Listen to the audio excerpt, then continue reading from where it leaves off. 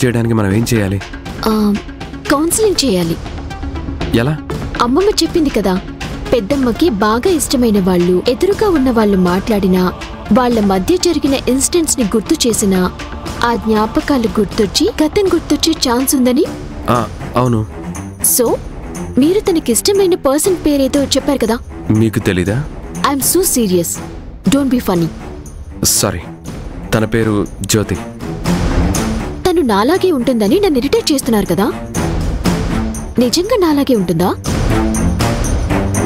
Answer మీ. మీరు చీర కట్టుకుంటే 1% తేడా లేకుండా మీలాగే ఉంటుంది. మీలాగే అంటే మీరే అనుకోండి.